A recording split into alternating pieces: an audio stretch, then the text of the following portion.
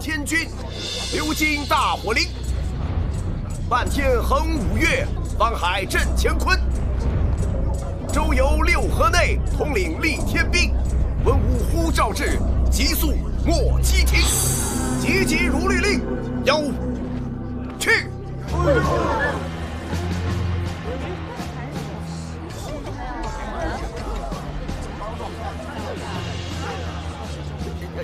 邀去。妖道休得装神弄鬼。看刀！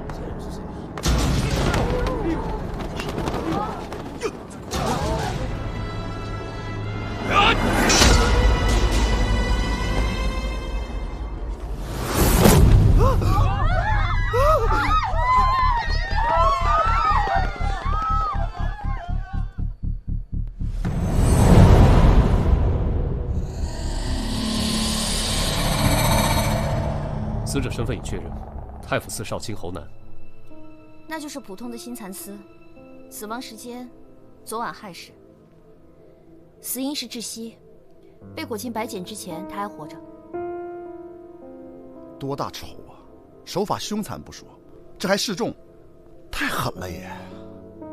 太府寺负责国库金帛及古物的保管出纳，侯南身为少卿，难免树敌无数。要不我去查查，看看他有什么仇家。这种事啊，不如我们先去问问紫苏。还可以从那白茧入手。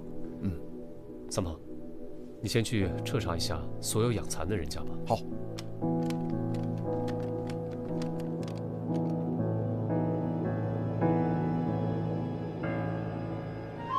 你这是疯了是吧？我错了！错了值几个钱啊？给老娘站住！看我今天不弄死你！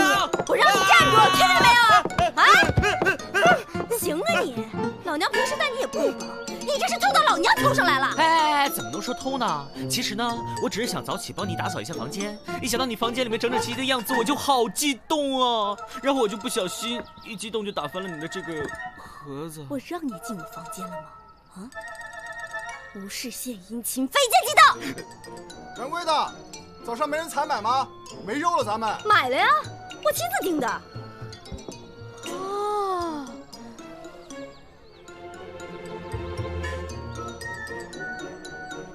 原来在这儿等着我呢。这事儿不是你想的那样，我只是想单纯报答你对我的知遇之恩。不说是吧？来人呀，帮我抓贼！是我。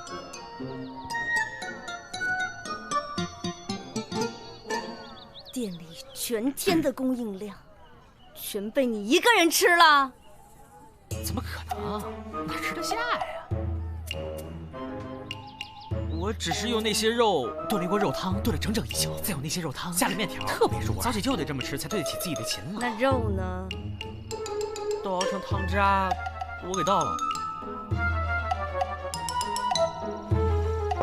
不过锅子我刷得非常干净，你就不必夸我勤劳了。哎，大人别打脸，我靠脸吃饭的。等等，这些首饰我给你修。我这些首饰那都是金丝银线穿的，你能修啊？别说金丝银线了，就是水丝火线我也能修好。你说的？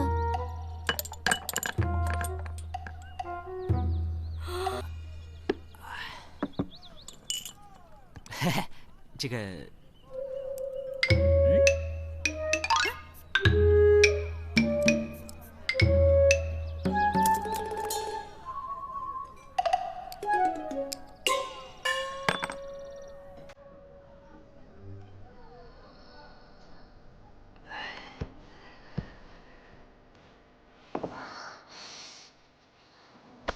不要啊！救命啊！杀人啦！救命啊！上城人，来的正好，快来救我！我是说，别当众，拖在后面去杀，我当个悬案老师。好的。哎，等等，你这就我李承信，我一定起草相关引爆大案。命你留着，当牛做马。哎，随便，你说什么东西？你先救我！说话算话。四娘，请你高抬贵手，我还需借他一用。1天的肉钱加摔坏的首饰，成交。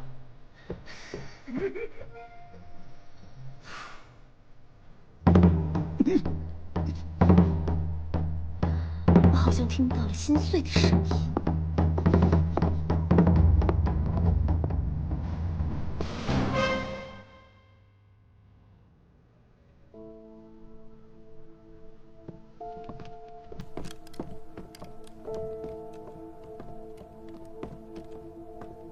夫人，侯少卿是否有什么仇家？仇家？或是政敌？这些事，主人从不说与我听的。萨摩，你过来看。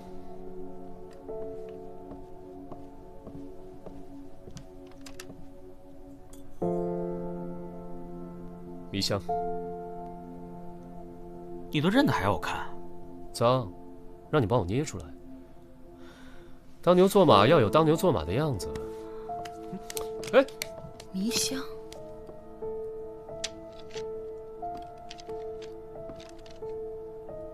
这香炉谁负责的？崔西，府里的大丫鬟。官人的意思是，她？不可能的。崔西在府上一直乖巧本分。她现在在何处？去，叫崔西过来。是。夫人是何时发现侯少卿失踪的？京城发现的。他昨晚彻夜未归，夫人没有察觉吗？我家主人操心政务，常在书房里过夜的。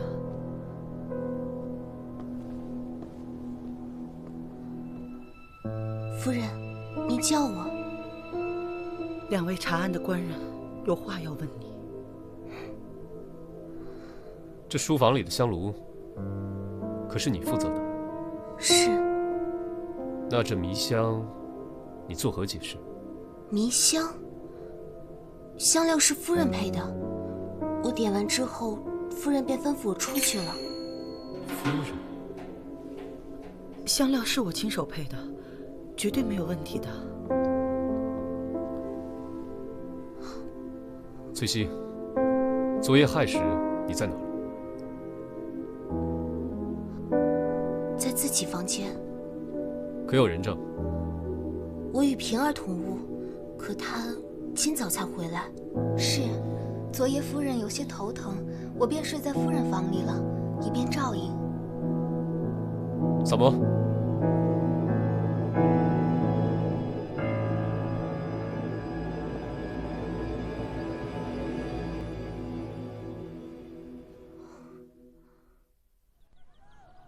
那个丫头戴的就是这种簪子，比侯夫人的还贵。我让李治买了一只来给你看看。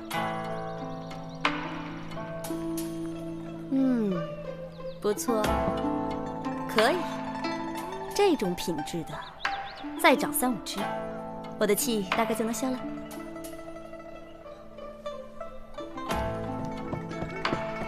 哎，你们，怎么了？老大，你们知不知道，这个蚕啊，从卵长成茧，需要多久哦？1个月。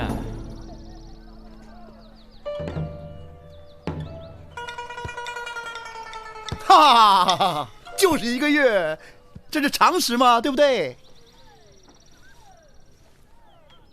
你别告诉我，你跑出去这么久，就查了个这个？怎么可能啊！我跟你说，这个蚕的繁殖规律是从卵到茧需要1个月的时间哈，这没错啊，这没错啊，你知道的哈。然后呢，我呀查了整个长安城所有养蚕的大户，我还查了1个月前刚开始大量购置蚕卵的人家。你们猜怎么着？查到了。数量极其庞大，根本无从查找啊！你就没在这里头查到不对劲儿的人家？客官这边。有。谁？侯南自己家算吗？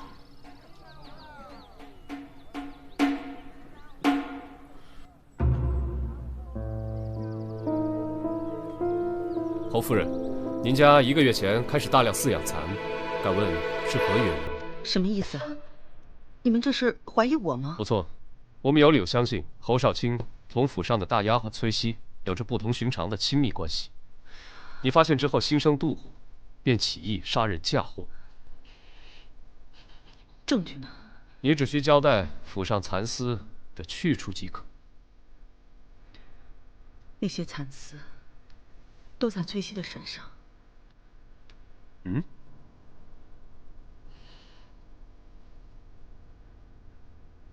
全府上下的人都可以给我作证。你们特地养蚕收蚕丝，就是为了给下人做件衣裳？官人所言非虚。崔熙同我家主人的关系确实不同于一般的主仆，因为他是我家主人的亲骨肉。啊！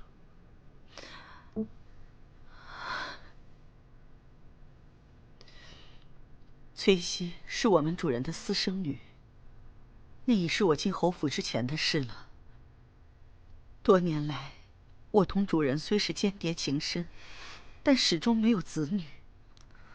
侯郎对我没有半句指责，反而时时安慰我。在我得知主人有此一女后，便决意要帮侯郎把骨肉寻回。哪知这孩子竟早已身陷烟花之地。夫人心善，将我赎了回来，我这才得以与父亲相认。可是你回来后，怎么变成了大丫鬟了？不应该是大小姐吗？我出身青楼，能待在父亲身边侍奉，已经很高兴。夫人也视我如己出，处处用心。我从小不知自己生辰何时，直到前日父亲说与我听，我才知道的。这身衣裳是夫人赠我的生辰礼，制作剪裁，夫人都亲自过问。我以为自己终于能过上有爹娘疼爱的日子，可是我没想到。好了，好孩子，从今往后，娘疼你。夫人，不要再叫夫人了，叫我娘亲吧。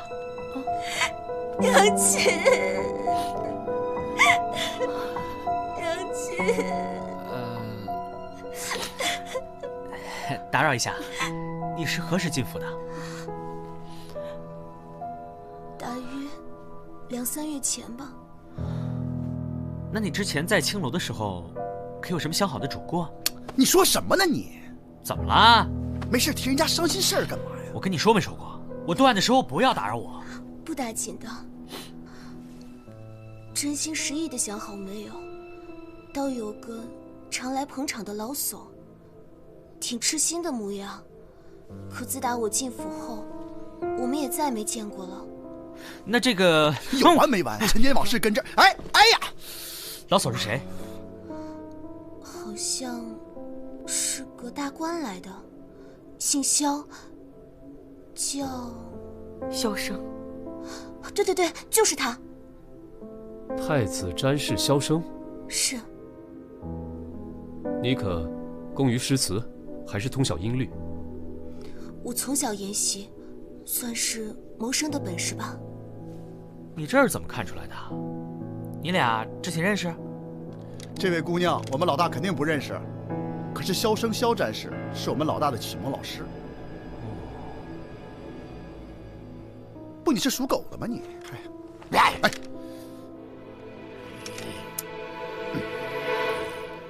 眼下北方边境失利，百姓饱受战火荼毒。二位以为此事当如何处理呀？萧某以为应以民生为重，主动出击，驱除外敌。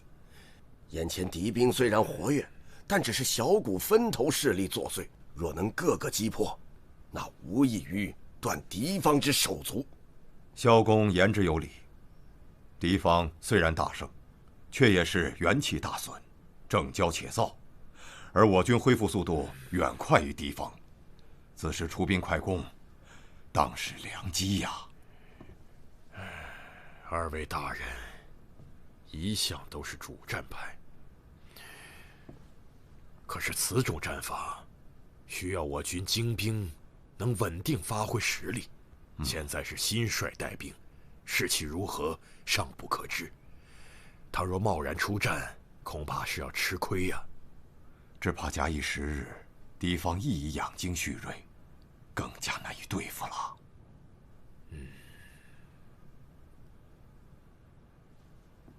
如此，明日议政时将此事禀告陛下，与各部共同商议。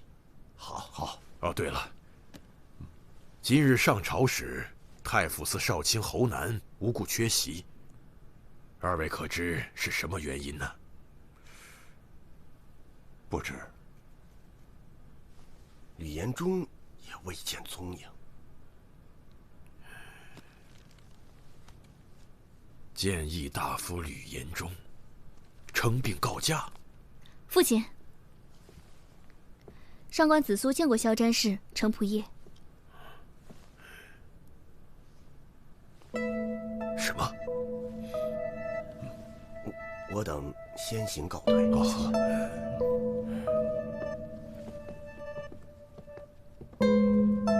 此事当真？确认无误。这侯南不掌太府寺实权，有谁又有什么必要要对他下这么重的手呢？彻查此事，以防节外生枝。是。另外，增派人手，保护好谏议大夫。吕延忠，他二人干的那些勾当，程普业不是马上要查清收网了吗？涉案人员都在地方上，也不至于。先按我说的做。是吧？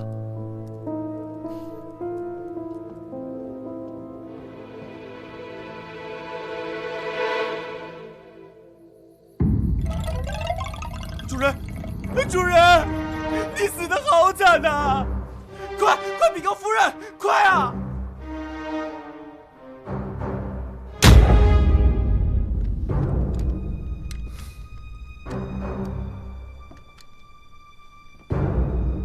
！1天之内2位官员丧命，真有些蹊跷。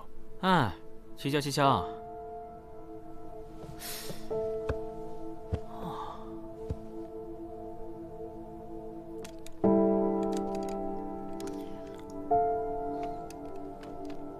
你干嘛呢？我看这些蜡烛，剩这么多烛油，我拿回去熔一熔，能做出好多根新烛来。再说了，咱们自己用不完，我还可以拿出去卖，又可以赚一笔钱。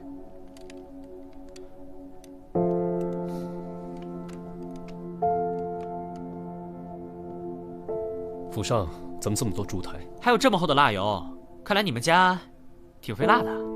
啊，禀官人，我家主人视力不大好，白天倒是没什么，就是入了夜不行，晚上不多点些灯的话，一点都看不清楚。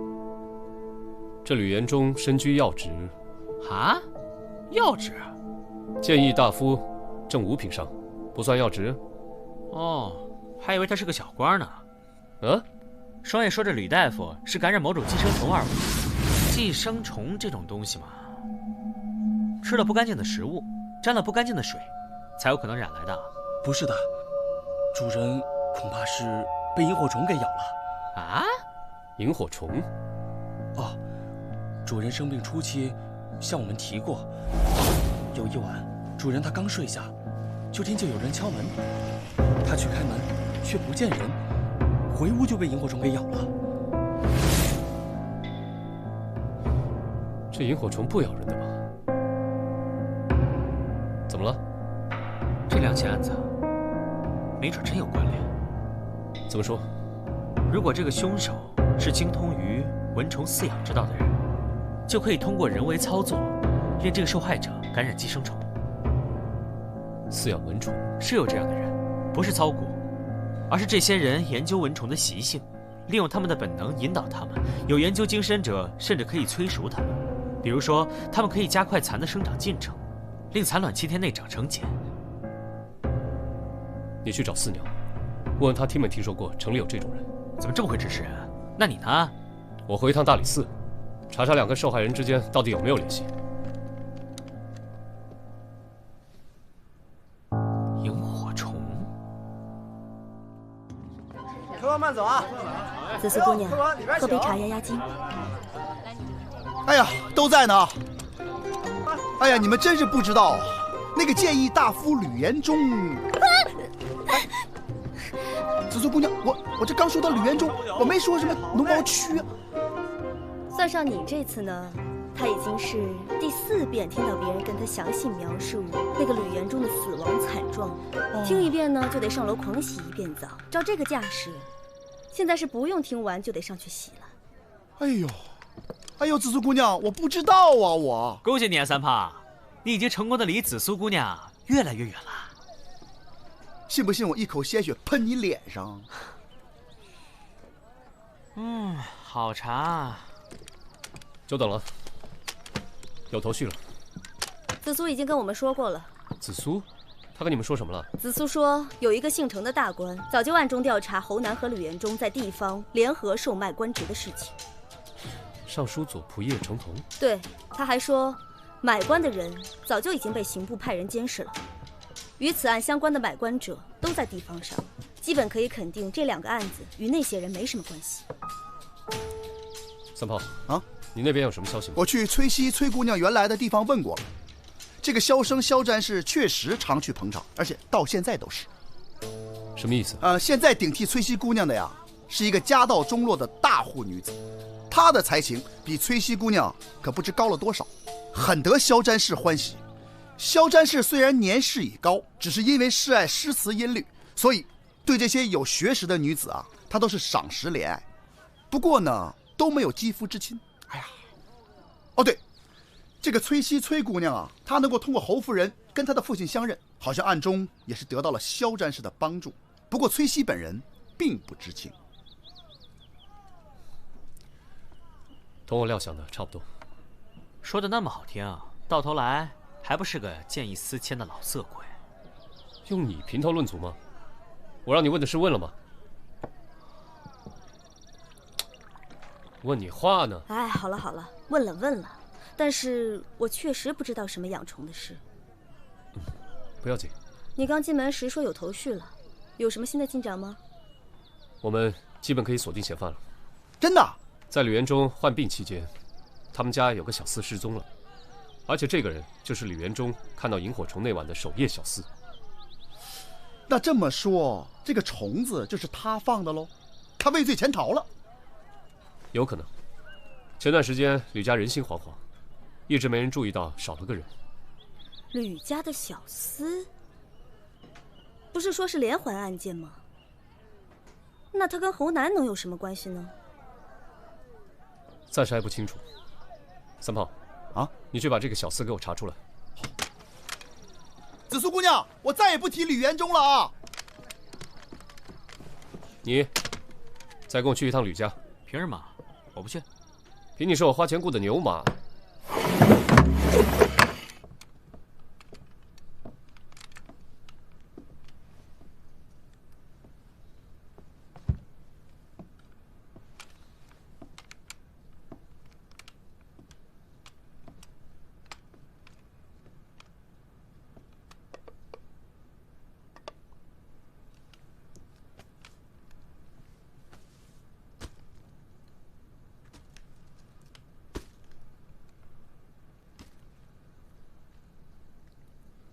哎，三毛，你来看一下，这竹笼编得好细致啊，你可以拿去卖个好价钱。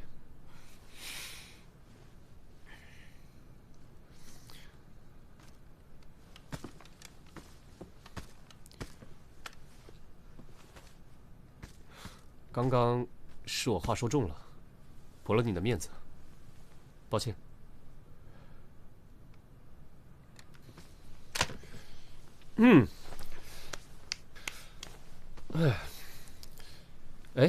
我听说丰泰阁请了个新厨子，味道做得还不错，我打算去试试。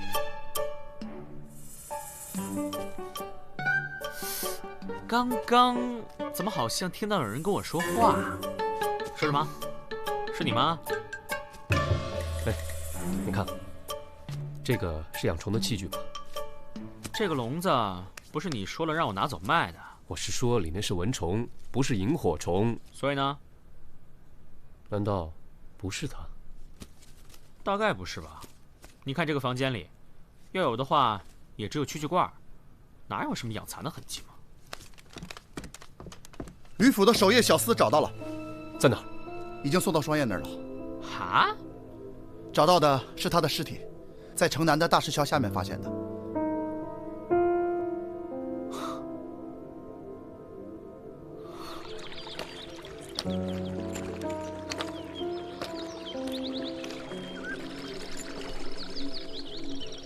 那小厮是淹死的，脸朝下泡在水里，大概就是淹死的吧。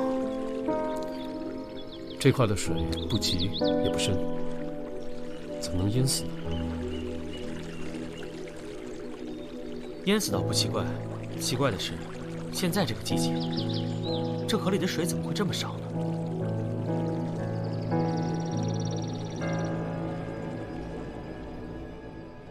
闭眼，想象有一片天空，天空的下面有大地，大地的下面有尸体，尸体也没有什么不好的，入土为安，尸体都会化作小花、小草、蝴蝶。干什么呢？哦，你们来了，双叶来过，这会儿回去验尸了。怎么了？一惊一乍的。啊，小花、小草、小草。什么小花小草？重生的感觉。你说的说什么说？怎么的？你要是女的，你还比不上人家紫苏呢。四娘不是女的吗？双叶不是女的吗？你又说我什么呢？夸你呢，说你美，说你美若天仙。我不信。说唱唱，等会儿，五哥，闭上眼睛，感受。说吧。那吕延忠他家死的那个小厮，脑后有被人按压过的痕迹，似乎是挣扎所致。也就是说，他也是被谋杀的。那小厮有个瘸腿的妹妹，听说那小厮对他妹妹一直很好，自己在吕家卖命，省吃俭用的拿了月钱全给妹妹。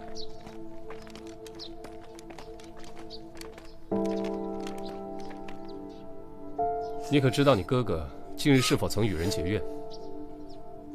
从未听说过。哥哥最近带了好多钱回来，刚以为能过上好日子，结果他……钱？他有告诉过你那些钱怎么来的吗？没。不过那钱我没舍得动。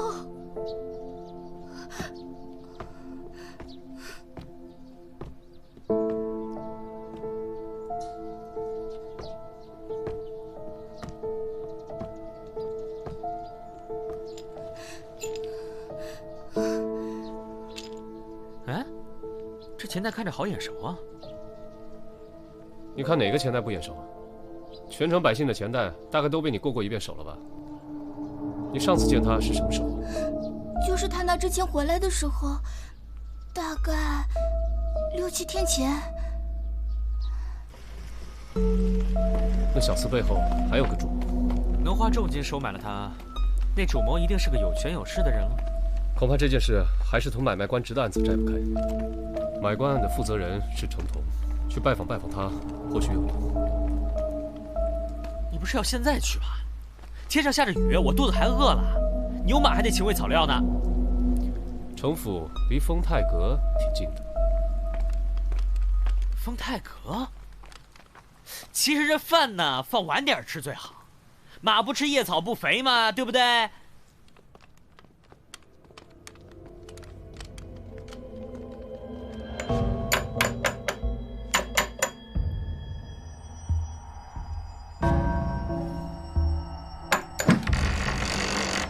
二位官人有何贵干？大理寺少卿李治同程仆爷有话说。哦，我家主人不在，三位还是请回吧。哎，不请我进去坐着等吗？哎，是你呀？是你？啊，你们三个一起的？这2位是我的朋友。我们家主人确实不在，等主人回来，我一定转告他。三位，要不还是隔日再来吧？啊，哎，不是，不在让我们进去等，干嘛轰我们？哎，真不在啊？你怎么认识程府的家仆？前几日闲来无事，在东市摆摊。程府的家仆在我摆的摊上买过鸡，40文一只，买了2大笼，说是他府上要摆全鸡宴。程府最近有办全鸡宴吗？老大怎么没邀请你？就你老大这副朝堂边缘人的样子，人家邀请他才怪呢。对了，子硕，问你呢，最近程府有摆宴席吗？应该是没有。程仆爷如果设宴，一定会邀请家父的。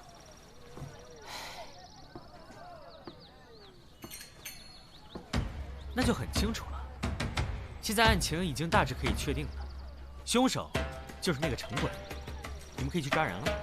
程同可是朝廷重臣，这种事情没有十足的把握，可绝不能轻举妄动。养蚕的人都知道，蚕很脆弱，不能直接拿手拨弄它。需要用到毛笔、毛刷，而金绒毛做成的毛笔最为柔软。程府的家仆在我手上买了那么多只鸡，说是为了摆全鸡宴，但他府上近期又并没有宴请，所以买这么多只鸡，就不是为了吃，很可能是为了鸡毛。仅在我手上就买了2大笼鸡，因此可以推断，程官人家里应当是养了不少蚕，包裹侯少卿的蚕丝，应该就是这样来的。而且我没记错的话，我摆摊卖鸡，正是在7、8日前。7、8日前，伽罗虫师他们饲养的蚕，出茧的时间可大大缩短，而且蚕丝也比普通的蚕丝更为坚韧。也正因如此，蚕本身才更脆弱，需要用到最柔软的金绒毛笔。普通养蚕是不会用到这个的。伽罗虫师，你刚刚所说的都只是推论，程同与我们的案件并没有直接联系。有的，程家家仆买鸡时用的那个钱袋，此时正在吕家那惨死小厮的妹妹手里。哦，怪不得你当时说眼熟。那也就是说，程同买通了吕家的守夜小厮。没错。那这个萤火虫也不咬人，怎么能让吕元忠染了病呢？那根本不是萤火虫，而是蚊虫。蚊虫？蚊虫会咬所有人啊，怎么只有吕延忠感染呢？其他人都没事呢？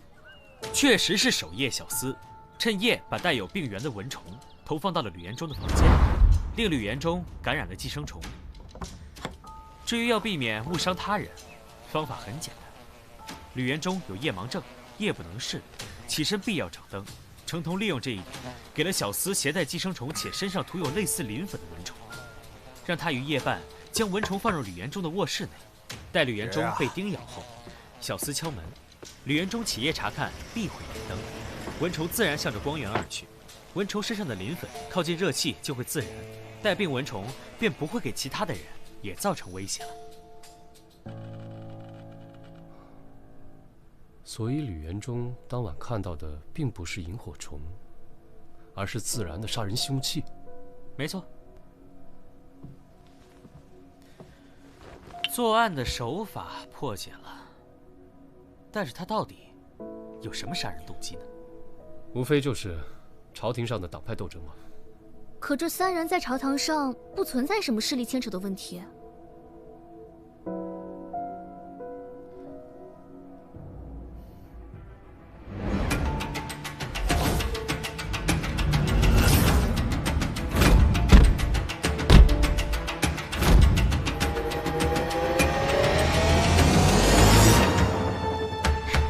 我知道了，程同的独子程孝和于1个月前在北部边境战事中战死，侯南和吕延忠都是在那一役中立主战的。哦，他这么做是为儿子报仇？子苏，当时就这么2个人主战吗？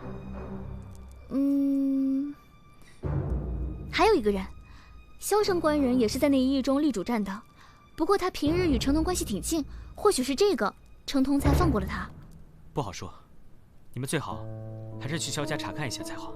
我们分头行动，萨摩三炮和紫苏去找萧战士，我先去城府捉拿程同，一会儿跟你们会合。好。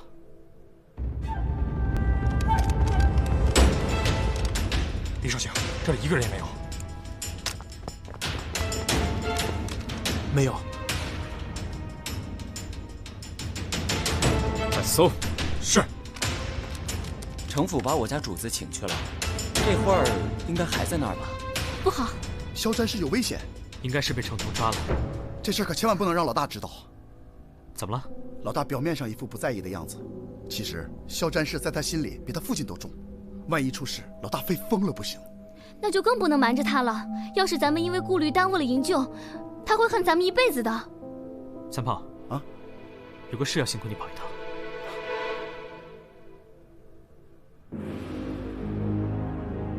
程仆夜，侯南、吕延忠结党营私、买卖官职一事，你都查清了？查清了。他们2人早晚要死，转交刑部便是了。你为什么要对他们下此毒手？朝廷处置是法，你动手是罪。这一点，你不清楚吗？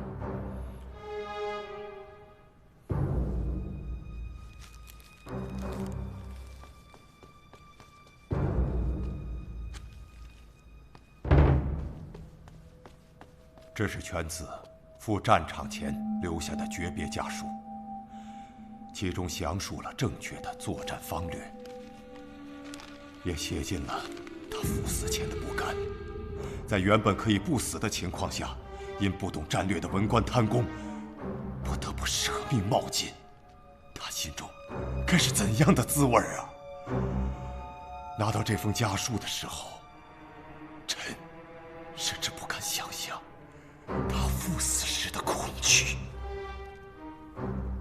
所以你才下死狠手。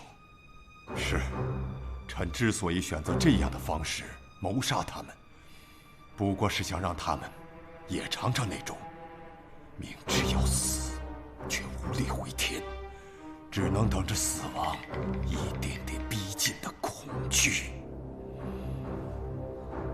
你既然心中有恨，为何现在在边防事务上仍是立主战呢？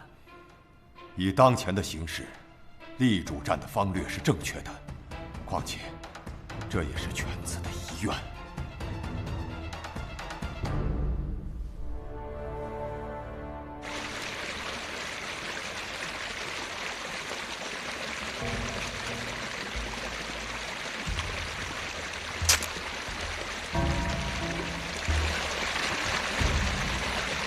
怪不得小河里的水少，水被人引走了。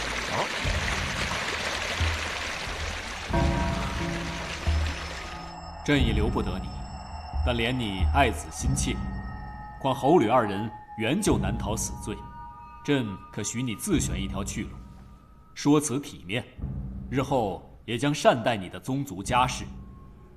臣领旨谢恩，请赐鸩酒一杯。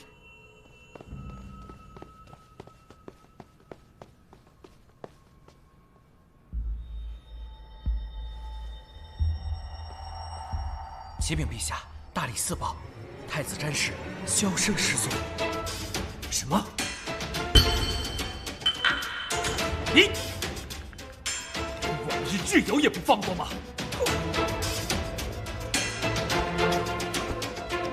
传旨，全力搜查营救。府里一定有夹层，搜到买鸡的那个仆人，才能找到萧詹事的下落。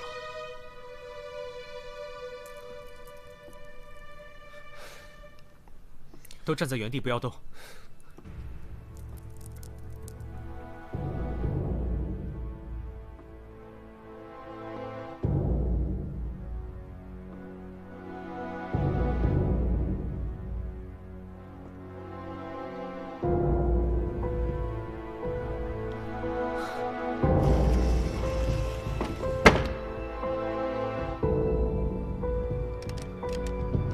肖战是在哪？怎么问得这么直接？你不想从杀人动机听起吗？你少给我拖延时间！你现在说出来，若能救下肖战氏，就可以免你死罪。哼，你以为我怕死吗？在我眼里，我早就同公子一起战死沙场了。我从小跟随公子长大，也习得一身武艺。要不是我在公子出征前不争气的伤了腿，当时就能跟随他一同出征了。叔，肖战是在哪儿？他现在正在死，一点点死，想想就痛苦啊！恐惧总大于死亡本身，对吧？啊？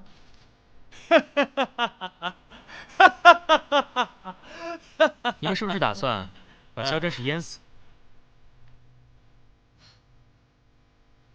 你怎么知道？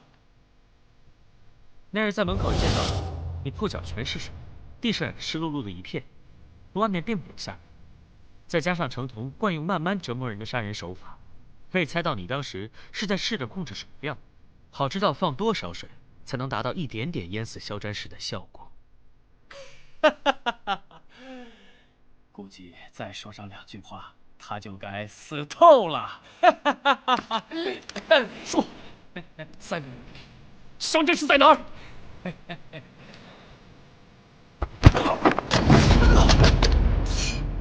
我在哪儿？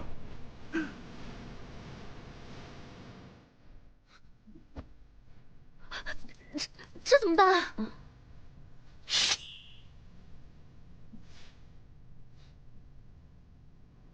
咱们进到这个密室以来，仆人一直坐在这里。他为什么要坐在这里？他为什么要坐在这里？蒲团底下。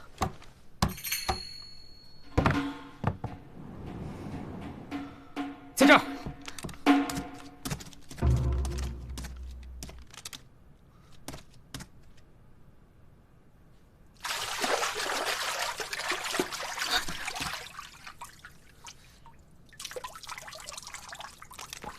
夫子，夫子，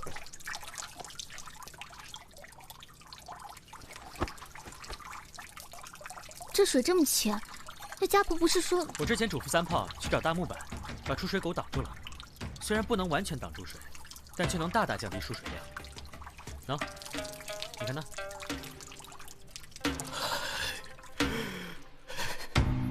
今儿菜不错吧？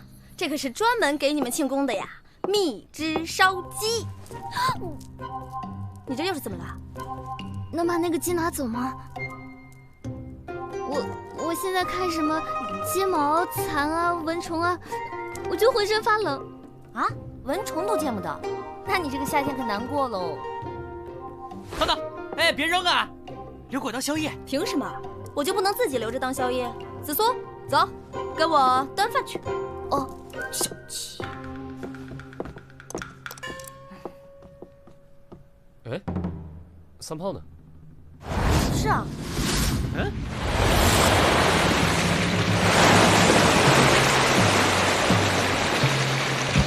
你们到底在干嘛？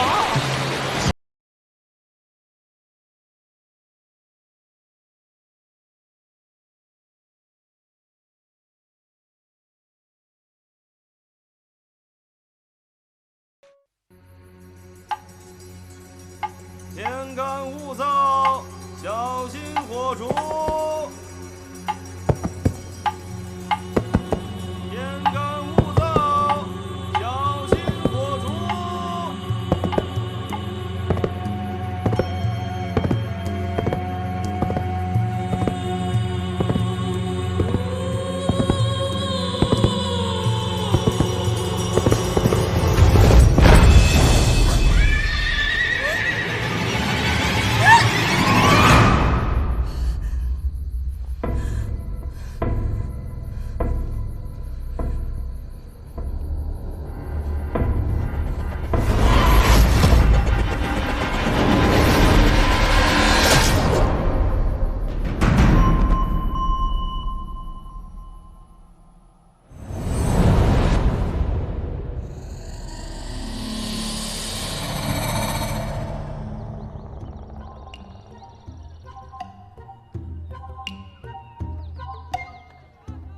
哎，四娘，生意太好，你悠着点接客，空房都快没了。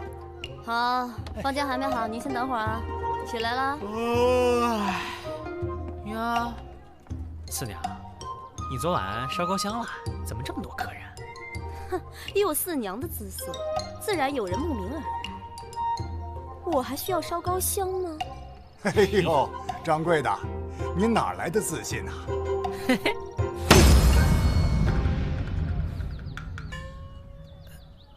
咋啦？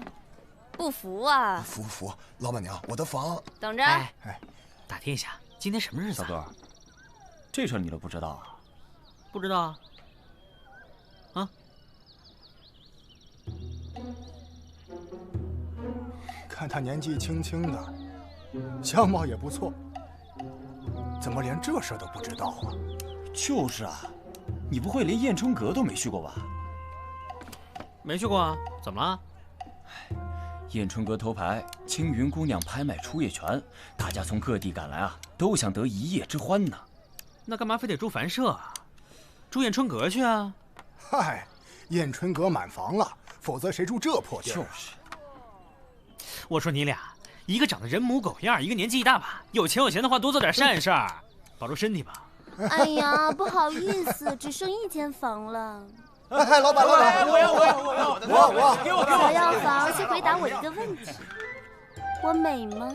美若天仙，艳如桃李，说的就是你啊！美若天仙，谁说你不美啊？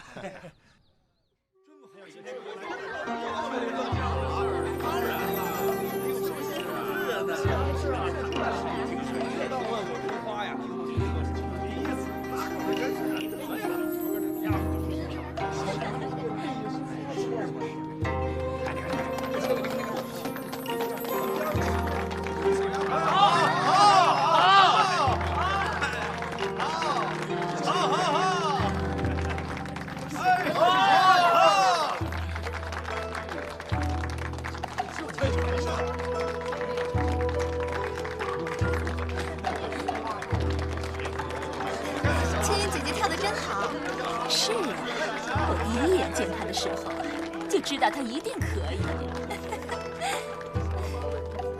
您看，那是不是唐公子啊？是，早就听说青云姐姐和唐公子的关系不一般。这要是让柳娘知道了，放心，柳娘我已经叫人看起来了。柳娘性子要强，万一闹起的话，哼，咱们燕春阁的姑娘哪个不是狠角色呀？风水轮流转嘛，唐公子弃了柳娘，看上他，也不足为奇。别的不说，光是年纪，柳娘就被甩下好几条街。要不然这头牌的位置，如今怎么会是青云的？男人嘛，都是见一个爱一个的。不过今天还是得按规矩来，也算是考验考验这唐公子对青云到底有多喜欢。怎么考验？哎呀，你傻呀！唐公子他要是够喜欢青云，待会儿竞标的时候，这钱上……我懂了。要是唐公子够喜欢青云，那钱上一定不会小气。不好了，里面闹起来了。走。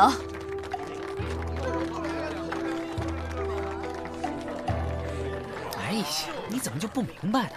拍卖初夜呢，就意味着炫富，炫富就意味着打赏，打赏呢，就意味着发财。你不想发财吗？对哦。蹲下。那来吧。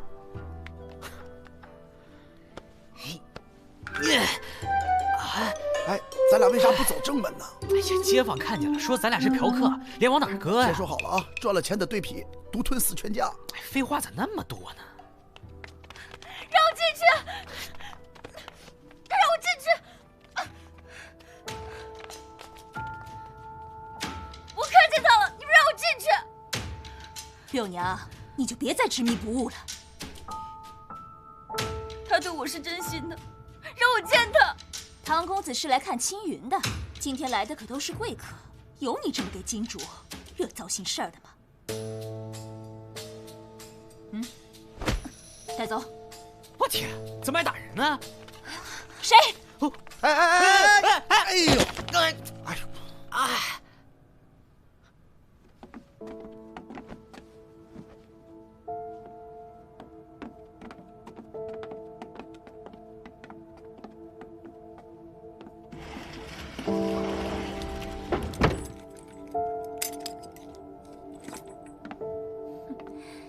暂且让他在这儿待着吧，过了今天，让他滚。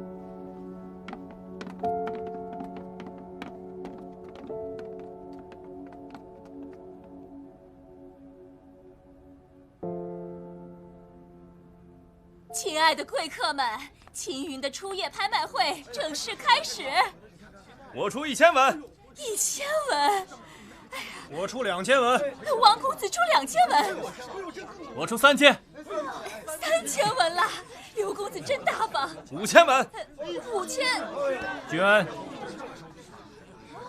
，10匹。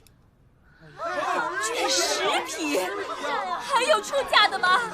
唐公子出价10匹券啊！20匹，100匹。唐公子券100匹，还有出价的没有？在跟本公子叫板吗？哎，算了，人家可是唐家公子。恭喜唐公子！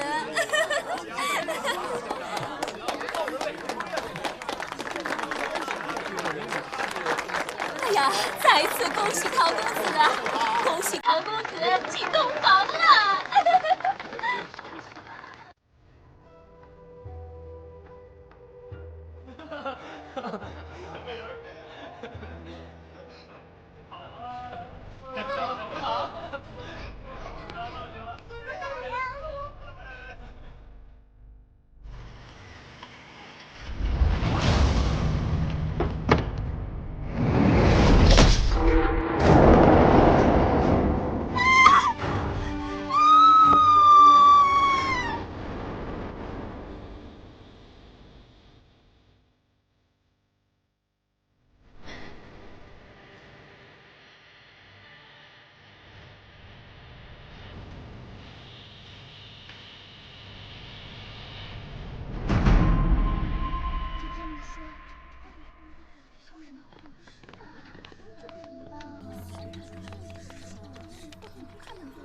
李少卿，尸体呢？在楼上。双燕，去楼上看看。这里好气派啊！李少卿，这件案子有些蹊跷。怎么蹊跷？10年之前，我们几人正在巡夜，见一名妇人宵禁后骑马上街。我们跟过去一看，那名妇人坠马飞剑4次。事后得知，她是铸剑师郑世杰之妻。据说，郑世杰铸成宝剑之后，忽然暴毙。在那之后，其妻女也先后死于非命。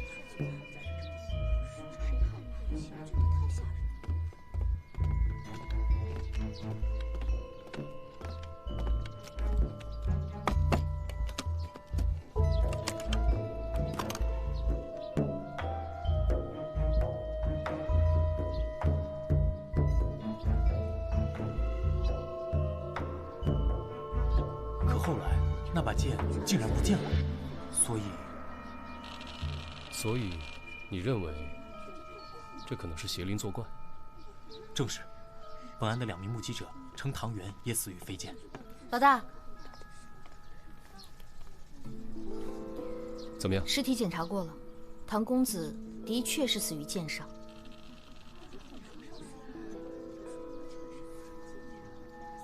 萨摩，你觉得？萨摩。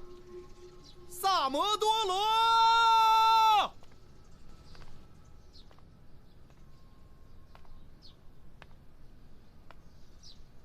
什么？柳娘跑了？我不是让你把她看好的吗？属下无能。闭嘴！此事不许声张。我看唐元8成就是他杀的。这要让外人知道，以后这生意还怎么做啊？谁？我？胆敢在此偷听？我没偷听啊。那你在做什么？听。上。大胆！大理寺办案。官人别误会呀，方才我确实是提到了柳娘杀人，但也只是猜测，并无证据。那柳娘现在人在哪？跑了。找到她。是。柳姐姐一定不会那么做的。我从小跟着她长大，她是连蚂蚁都不忍心踩的人，怎么可能杀害唐公子呢？你既然知道她爱慕唐公子，你还……男女之事，谁说的准呢？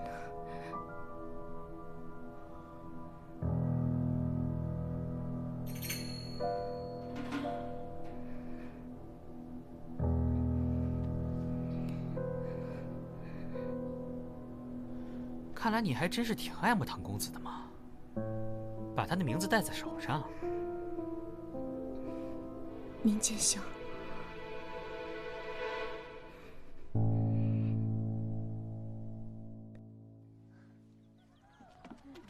哎，客官，您里边请。来，李兄，来，你们喝一个啊。这剑怎么看，也就是把普通的剑啊。要我说呀，这就是情杀。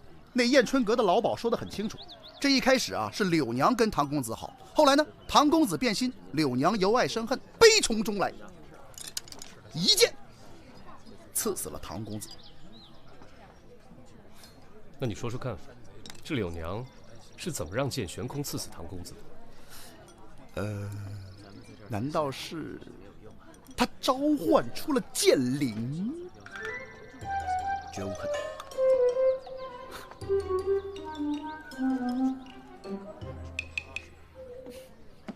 哎，干嘛呢？我要再去看看青云姑娘的房间。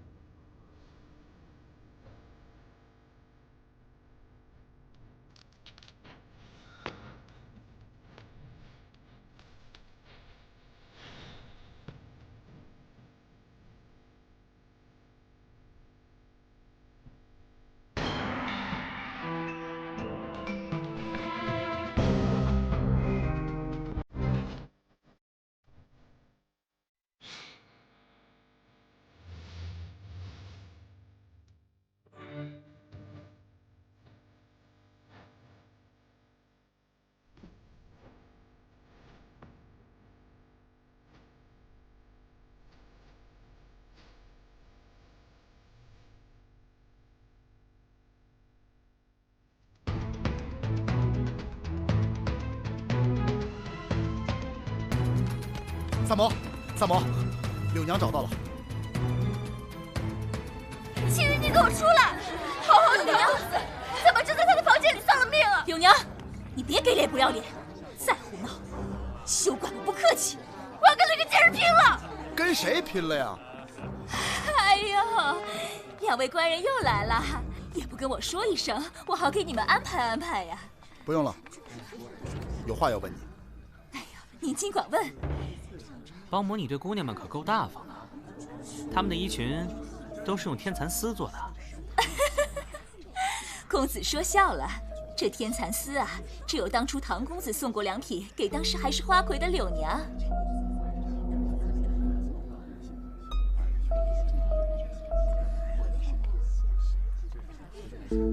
柳娘，事到如今，你还不认罪吗？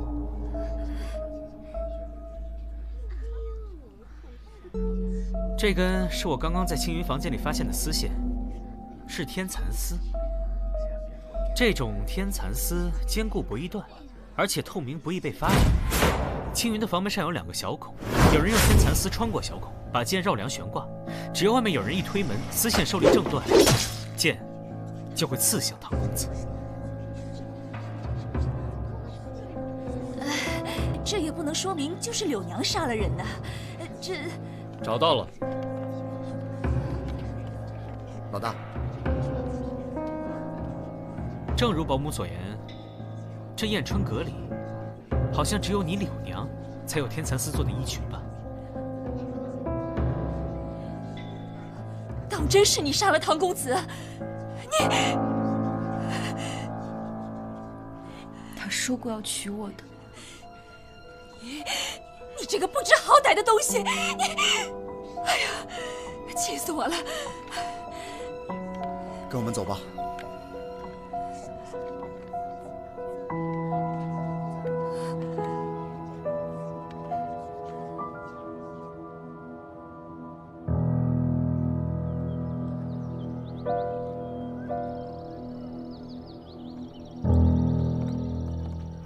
想不到这个柳娘啊，还是个情种。她为了个男人，不对。怎么不对？哎，老大，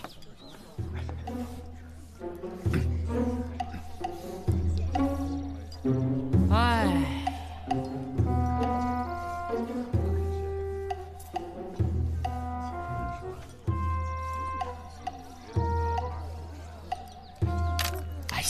贪钱多俗啊！哎，关于这个案子，我是这么看的：尽管能够用机关暗算唐公子，唐公子又不傻，他干嘛不躲呢？再说了，凶手又不在现场，怎么能确保一箭就能刺死唐公子？说下去。哎呦，这块怎么老擦不干净啊？怪了！哎，你过分了啊！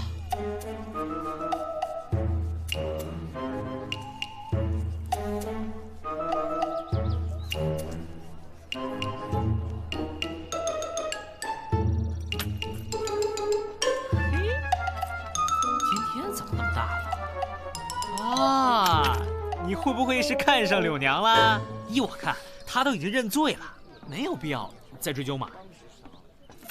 哎，本着对每一个生命都负责的态度，查，使劲查。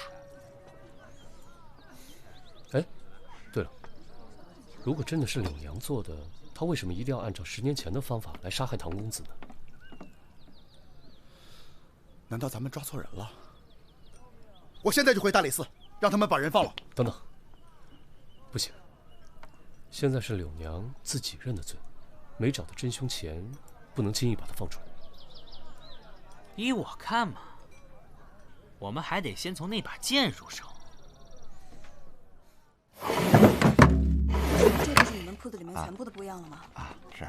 行，我再看看。哟，哎，老板啊，这家店以前是铸剑铺吧？两位官人，还是请你们离开吧。啊，我们是大理寺的，请你配合调查。老板，你也别怕，我们就随便问几个问题。两位官人是不知道啊，当初我盘下这家店，是费了很大功夫啊。盘下了之后才知道，这里原来横死过一家3口人。你对那一家3口了解吗？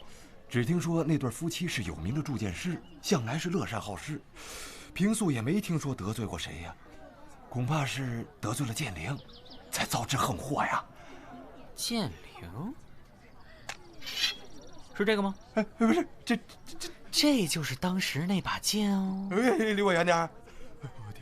怎么？我老王从来没做过什么亏心事啊。我再问最后一个问题：周围店铺有没有与当时这对夫妇比较相熟的？难了，连花儿都一天一个样。就别说这长安城里的铺子了，您明天来看到这一条街都换了新铺子，哎，那都不稀奇啊。走，哎，去唐公子府上看看。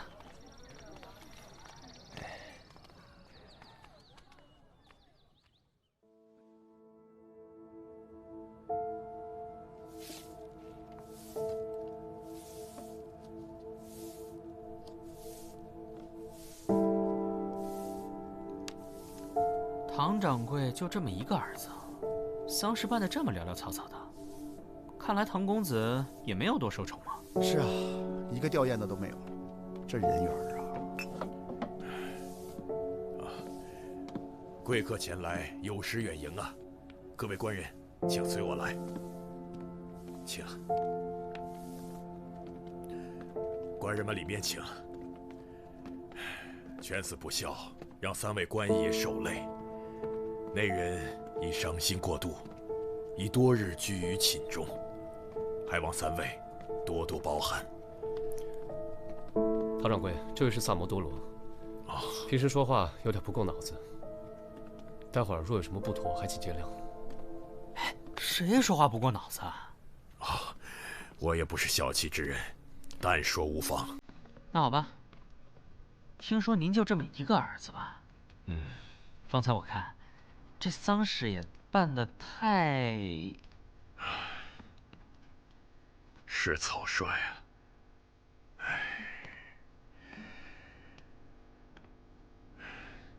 说出来都丢人呐！我这犬子竟然在那种地方丧命啊！家门不幸啊！怎么生出这么个孽子啊！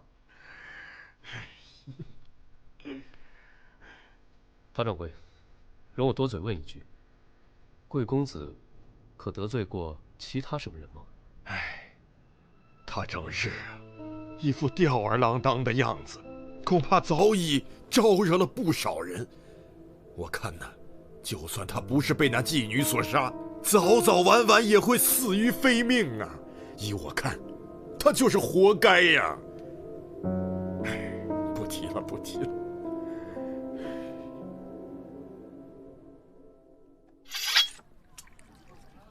真是一把好剑。确实是好剑。我是说，剑好，人也好，人剑合一。贱人吗？我觉得奇怪的是，唐掌柜只有这么一个儿子，儿子死了，非但不伤心，而且还说活该，这难道不奇怪吗？这把剑，唐公子一直随身带着，而且我刚问过仆人了，这把剑是他从古董店买的。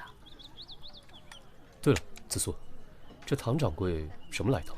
唐掌柜之前干过什么买卖，没人知道。几年前开始做茶叶生意，没想到一夜暴富。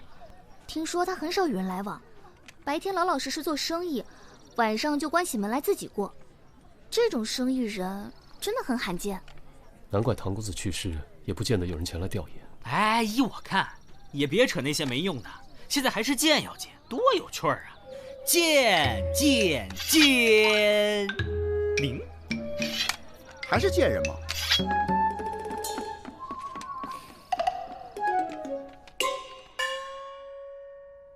这把剑虽然是我卖给唐公子的，但他的死真的跟我一点关系都没有啊！老板，不是我要为难你，只是唐公子的仆人说，这把剑就是在你这儿花了大价钱买的，但这剑是10年前一件命案的凶器。那我想问你，那这剑怎么就还当成古董卖了？哎呦，几位官爷也不是不知道，现在生意难做。当年我刚开这个店，有个人拿着剑来卖，一试，这剑吹毛断发，锋利无比，我当场就收了。可谁知道那天唐公子来，一眼就看上了这把剑，说是要买给他喜欢的姑娘，我就高价转给他了。什么？你说是给喜欢的姑娘？对，这唐公子是谁呀？长安城唐掌柜的独生子呀。我问你，那把剑是谁卖的？是个官差，听说退职还乡啊。看来是10年前的案子的衙差了。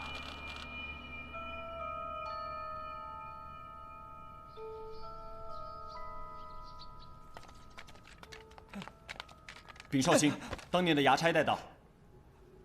官人，小的冤枉，小的冤枉，小的当时就是缺点钱，小的哪儿也不行，就是跑得快。那天我第一个赶到案发现场，但是当我到的时候，那妇人已经躺在地上了。小的一时财迷心窍，才将这剑偷偷的藏了起来。也就是说，根本没有什么剑悬空刺死那妇人之事。小的该死，小的该死！当时我看见那妇人胸口插着剑，四下无人，必是鬼神。我一说剑灵杀人，大家全都慌了，吓得六神无主。我这才得空，把剑藏起来带走。原来你就是罪魁祸首，侵吞私财，散播谣言，该当何罪？官人饶命！官人饶命！饶命啊，官人！小的也是被人所惑。之前我见过那剑，有人告诉我剑里藏着剑灵，否则见了死人，我也不会往那儿想啊。我问你，告诉你说剑里有剑灵的人是谁？是铸剑师郑氏的他们家伙计，好像叫阿全。阿全？10年前郑氏一家3口的灭门案。还请紫苏姑娘帮忙查一查，看看伙计里面有没有一个叫阿全的，他的全名是啥？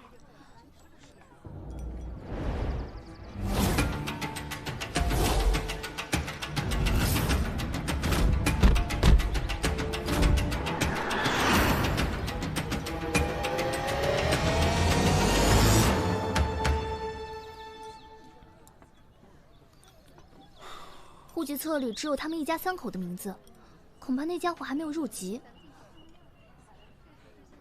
郑元婉。郑元婉是谁啊？是郑氏夫妇的女儿。她要是没死的话，差不多跟双叶一样大。忽然觉得好闷呐。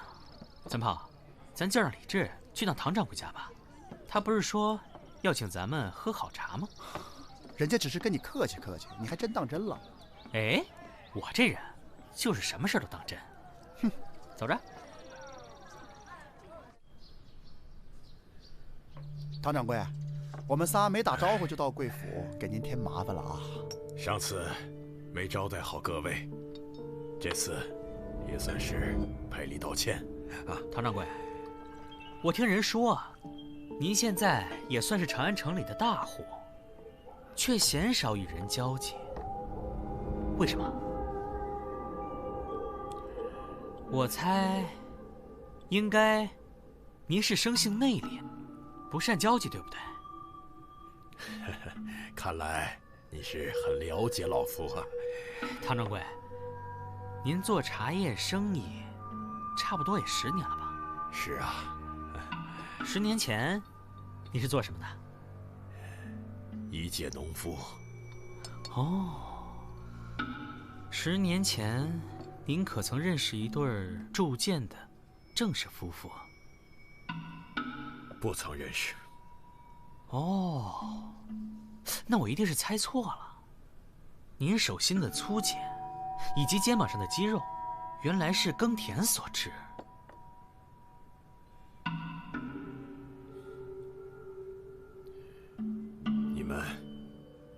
你们今天到这里来，到底想干嘛？直说，别在我这拐弯抹角。阿全，阿全是你小名吗？我说过，我不认识郑氏夫妇。哎，你招了？什么？哎，我之前又没说过阿全跟郑氏夫妇相识，您又何必急着否认呢？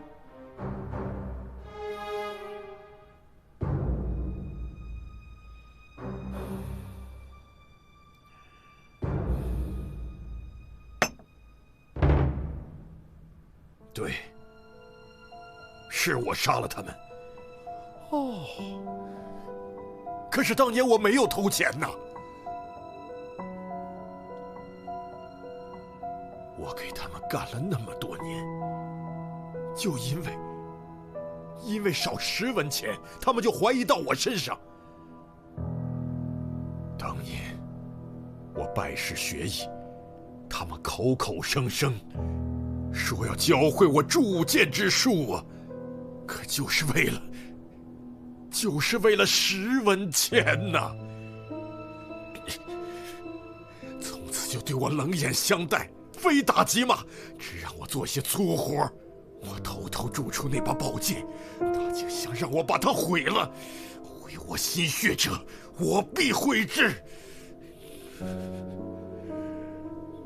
唐掌柜，跟我们走一趟吧。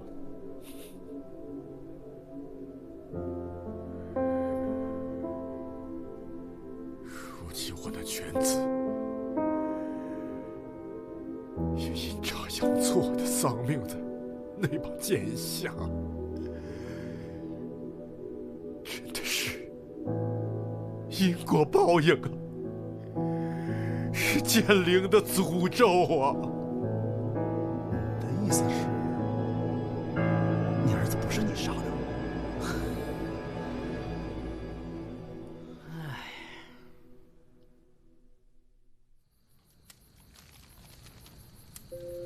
得罪啊，得罪啊！我给你烧钱了，待会儿要是见面了，你可别咬我。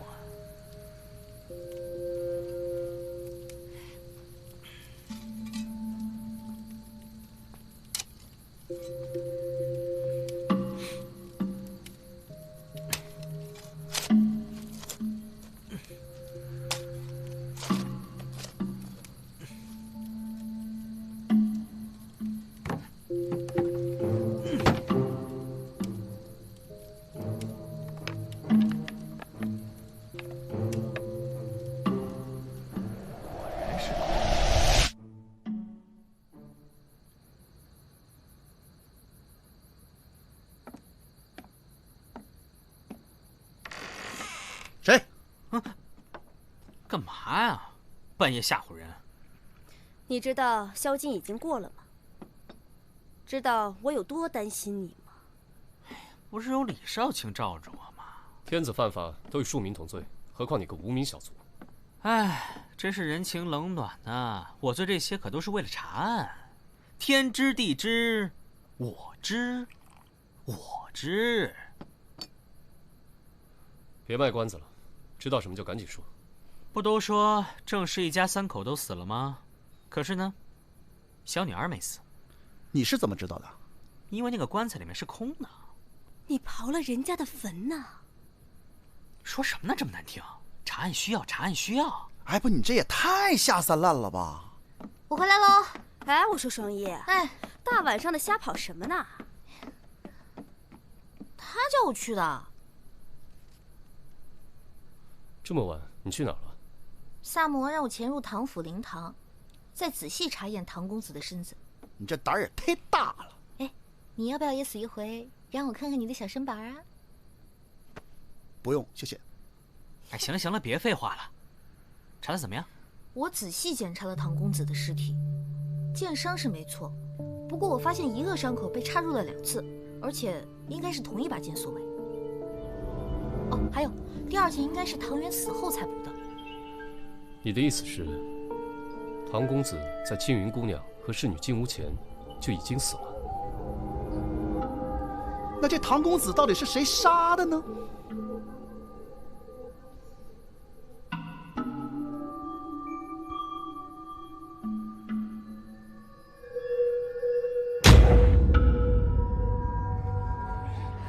青云姑娘，杀害唐公子的凶手就是你。大理寺办案，都靠边站，谁也不许出去。靠墙。柳娘不是已经认罪了吗？再说，我有何理由要杀唐公子呢？柳娘之所以会认罪，我推测应该是她见唐公子已死，伤心欲绝，一心求死，才会替你顶罪。这不过是你的推测而已。难道仅凭推测，你就可以定我的罪吗？我能否看看你手腕上那个镯子？妇人之物，不便与男子细看。依我看，不是不便交与我看，而是根本取不下来吧。把你的右手抬起来，快点！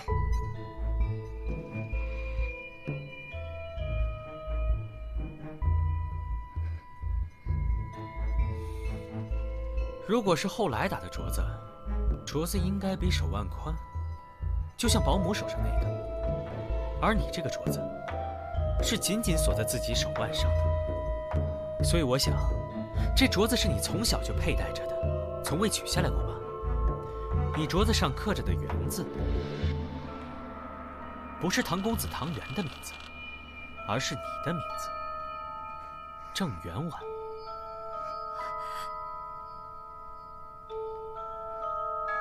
当年你父母被唐公子的父亲唐一恒杀害，你为了替父母复仇，才设计谋杀了唐公子。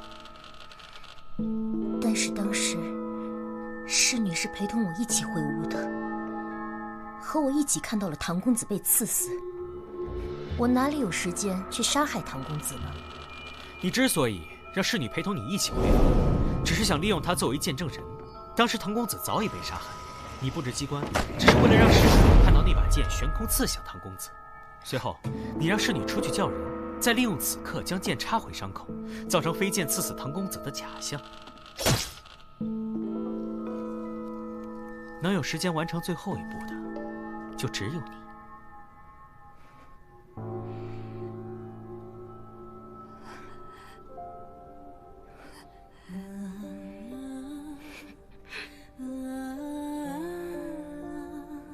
当年我爹死后，我娘知道阿全会追杀我们，就安排二姑和姑父当着阿全的面，假装把我埋了。造的什么孽呀！行了，快埋吧，他在后面看着呢。畜生！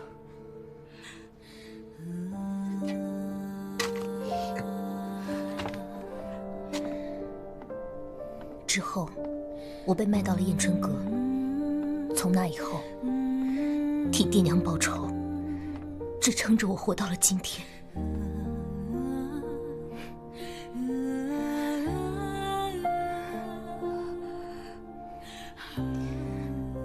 代我向刘姐姐赔个不是。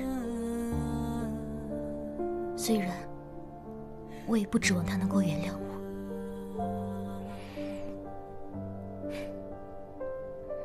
院子里的花，以后还得拜托她照顾。青云，不要摘花。刘姐姐，这花会一直开着吗？傻瓜，没有什么花会一直开着，即使开得再艳，也总是会谢啊。哦，那这些花即使再开，也不是同一朵，还是及时摘了的好。